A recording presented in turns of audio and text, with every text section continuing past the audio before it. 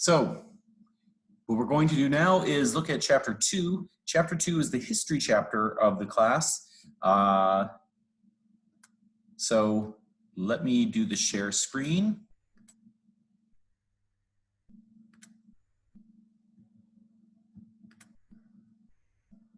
And you should now see. Yep, there we go. So, chapter 2, the history. When we first talk about the history of management, the first thing that I talked about in class is that management is a relatively new area of science. It's only a couple of hundred years old.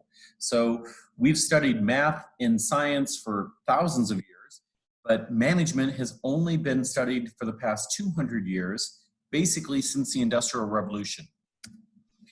The first person that we're going to talk about is a guy by the name of Adam Smith.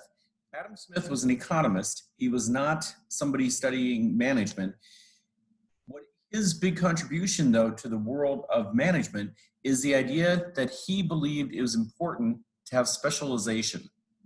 Move this bar so it's not in your way. He believed in the importance of specialization. I'll try to hide that up here. And apparently I can't. Okay. So job specialization is the idea that you learn something really well and become an expert in it. When you choose a major at the university, you are choosing what is your specialization. And so, yeah, that's what specializing is. The first person to actually study management was a guy by the name of Frederick Taylor, and he founded what is called scientific management. Scientific management is based on a premise of a couple of things. In scientific management, the first person to do this was Frederick Taylor, and the goal here was, how do we increase productivity? In scientific management, there was a belief that workers needed to be told, this is exactly the way to do it. And if I show you the best way to do it, you will increase your output, okay? So work right, work smart, and you will have higher output. And we will pay people for their output.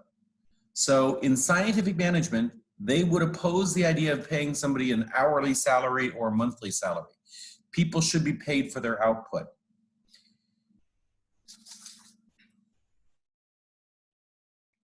So there were some problems in scientific management. One, when companies figured out how to make workers work harder, get more output, sometimes they wouldn't pay them.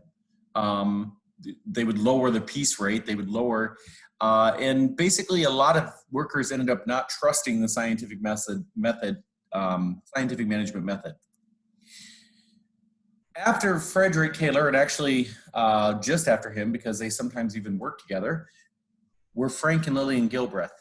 Frank and Lillian Gilbreth believed that you could watch the number of motions. So they would count, the example I used in class was the bricklayer. They counted the number of motions it took to put each brick up to build a wall. And they were able to change the way he was working and greatly reduce the number of motions. And so by reducing the motions, reducing the movements, they were able to increase productivity. So that was the Gilbreths. And I also told you many stories about how crazy they were. They were a fun couple in studying management. The administrative management theory. So this is where Henry Fayol came up with the 14 points, the Frenchman who came up with the 14 points of what we now see as the 4 functions of management. So he was looking at the things that managers do. Then Max Weber, one of my favorites.